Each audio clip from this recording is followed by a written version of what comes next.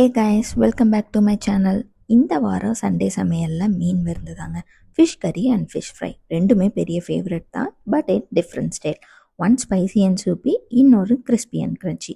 Vlog ஃபுல்லாக cooking மட்டும் இல்லைங்க, கொஞ்சம் ரிலேஷன்ஷிப் டாக்கும் பண்ணியிருக்கேன். ஸோ ஃபுல் வீடியோவை மறக்காமல் பாருங்கள். மார்னிங் ஏர்லியாகவே மார்க்கெட் போயிட்டாங்க. ஸோ நான் வந்து பாறை மீன் தான் வாங்கியிருந்தேன். அதில் முள்ளும் கம்மியாக இருக்கும். ஸோ குழம்புக்கு போடுறதுக்கும் நல்லாயிருக்கும், பொரிக்கிறதுக்கும் அது சூப்பராக இருக்குங்க. அண்ட் கொஞ்சம் மத்தி மீனும் வாங்கியிருந்தேன். அது எதுக்குன்னா மண்டே ஜஸ்ட் சிம்பிளாக ரசம் வச்சு மத்தி மீனை பொரிச்சு சாப்பிட்டா அந்த டேவே கம்ப்ளீட்டாக ஃபீல் ஆகுங்க. அண்ட் என் பையனுக்காக மட்டன் ஈரல் வாங்கியிருந்தேன். ஸோ அவனுக்கு சூப் மாதிரி வச்சு பிசைஞ்சு ஈரல் வச்சு கொடுத்துருவாங்க. ஓகே, ஃபஸ்ட் ஃபிஷ் ஃப்ரைக்கு மேரினேஷன் பண்ணி வச்சிடலான்னு சொல்லிட்டு குழம்புக்கு என்னென்ன பீஸ் வேணுமோ அது எல்லாமே நான் தனியாக எடுத்து வச்சுட்டேங்க.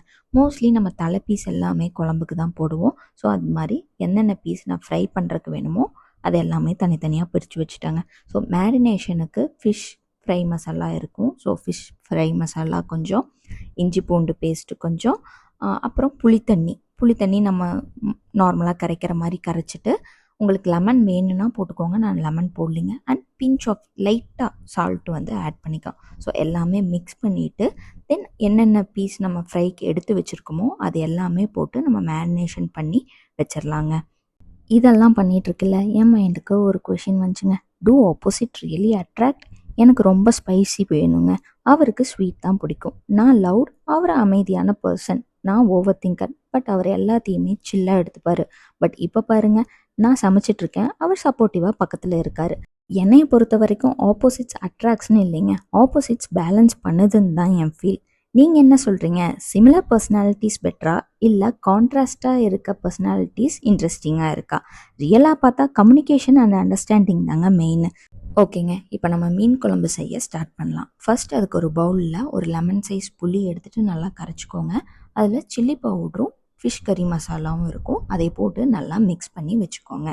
தென் ஒரு பாத்திரத்தில் நல்லெண்ணெய் ஊற்றி மிளகு, சோம்பு, 2 வரமிளகா, தென் மல்லி கொஞ்சம் போட்டுக்கோங்க. ரொம்ப அதிகமாக வேண்டாம், லைட்டாக போட்டுக்கோங்க. தென் சின்ன வெங்காயம் எல்லாமே டீப் ஃப்ரை பண்ணணும், ரா ஸ்மெல் போயிடணும். ஆனியன் வந்து ரொம்ப ப்ரௌனிஷாக இருக்கக்கூடாது, அந்த கண்ணாடி பதத்தில் இருக்க மாதிரி நீங்கள் வந்து ஃப்ரை பண்ணிவிட்டு தனியாக எடுத்து ஆற வச்சுருங்க. ஸோ இப்போ மீன் குழம்புக்கு ஃப்ளேவர் தர இன்க்ரீடியன்ஸை டீப் ஃப்ரை பண்ணி ஆற வச்சாச்சு. ஸோ ஒன்ஸ் அதை ஆறுனதுக்கப்புறம் நம்ம பேஸ்ட் பண்ணி மீன் குழம்பு கூட மிக்ஸ் பண்ணிட்டா போதும். ஸோ இப்போ ஒரு பாத்திரத்தில் நல்லெண்ணெய் ஊற்றிக்கோங்க. பிகாஸ் மீன் குழம்புக்கு நல்லெண்ணெய் ஃப்ளேவர் சூப்பராக இருக்கும். ஸோ நல்லெண்ணெயில் வரமிளகா 2, சீரகம் நான் ஆட் பண்ண மாட்டேன், ஒரு சிலர் ஆட் பண்ணுவாங்க. எனக்கு சீரகம் வந்து மீன் குழம்புக்கு ஃப்ளேவர் தர மாதிரி இருக்காது. ஸோ சீரகம் நான் ஆட் பண்ணலை. தென் ஒரு 5 to 6 பல்லு வந்து பூண்டு போட்டிருக்கேன். தென் பெரிய வெங்காயம் கட் பண்ணி போட்டு கருகாப்பில் போட்டு நல்லா டீப் ஃப்ரை பண்ணிக்கிறேன். இதுலேயும் ஆனியன் வந்து ரொம்ப ப்ரௌனிஷ் அந்த மாதிரி ஆகாது. கண்ணாடி பதத்துக்கு வந்தோடனே ஒரு டொமேட்டோவை நான் வந்து அரைச்சி வச்சுருக்கேன். ஸோ அதை வந்து நான் இதில் ஆட் பண்ணியிருக்கேன். நீங்கள் அப்படியே கட் பண்ணி போட்டால் எனக்கு எப்படின்னா இது வரைக்கும் அந்த மாதிரி யூஸ் பண்ணதில்லை. நீங்கள் அந்த மாதிரி பண்ணாலும் ஓகே. நான் ஒரு டொமேட்டோவை மிக்ஸி ஜாரில் அடித்து ஊற்றிருக்கேன். இதுவும் நல்லா வந்து கொதிக்கணும், நல்லா அந்த ரா ஸ்மெல் எல்லாமே போகணும். ஸோ ஒன்ஸ் தக்காளியோட ரா ஸ்மெல் எல்லாமே போனதுக்கப்புறம் நம்ம கரைச்சி வச்சுருக்க புளி தண்ணியும் இது கூட ஆட் பண்ணிக்கோங்க. இதுவும் நல்லா கொதிக்க விடுங்க. ஒன்ஸ் கொதித்ததுக்கப்புறம் நம்ம பண்ணி வச்சுருக்க பேஸ்ட்டையும் இது கூட ஆட் பண்ணிக்கோங்க. இப்போது இதே வந்து லோ ஃப்ளேமில் ஒரு 20 to 25 மினிட்ஸ் வந்து நல்லா கொதிக்க விடுங்க. அந்த குழம்போட ஃப்ளேவரும் உங்களுக்கு தெரியும், அண்ட் கலரும் நல்லா மாறும். அண்ட் அந்த நல்லெண்ணெய் நம்ம ஊற்றிருக்கோம் இல்லையா, அது வந்து மேலே வந்து நல்லாவே க்ரியேட் ஆகிருக்கும். ஸோ அது வந்தாவே உங்களுக்கு வந்து குழம்பு வந்து ரெடின்னு தான் அர்த்தம். ஸோ அந்த டைமில் நீங்கள் வந்து மீன் வந்து உள்ளே போடலாம். மீன் வச்சு சேம் லோ ஃப்ளேம்லேயே தான் இருக்கணும். லோ ஃப்ளேம்லேயே ஒரு 5 to 10 மினிட்ஸ், அது மீனை பொறுத்து தான். ஒரு சில மீன் வந்து 5 மினிட்ஸ்லேயே வெந்துடும், ஒரு சில மீன் 10 மினிட்ஸ். ஸோ நம்ம லோ ஃப்ளேமில் தானே வச்சுருக்கோம். ஸோ நீங்கள் ஒரு 10 மினிட்ஸே தாராளமாக விடலாம். ஒரு 10 மினிட்ஸ்க்கு அப்புறம் உங்களுக்கு அந்த மீன் ஃப்ளேவரும் உங்களுக்கு கிடைக்கும். பார்த்தாவே தெரியும் மீன் வெந்துருச்சா இல்லையான்னு. தென் ஒரு லிட் போட்டு க்ளோஸ் பண்ணி வச்சுருங்க. இப்போ மீன் குழம்பு கம்ப்ளீட்டாக ரெடி ஆயிடுச்சுங்க. தென் நம்ம இப்போ மேரினேஷன் பண்ணி வச்சுருக்க ஃபிஷ் எடுத்து நம்ம ஃப்ரை பண்ணிட வேண்டியது தான்.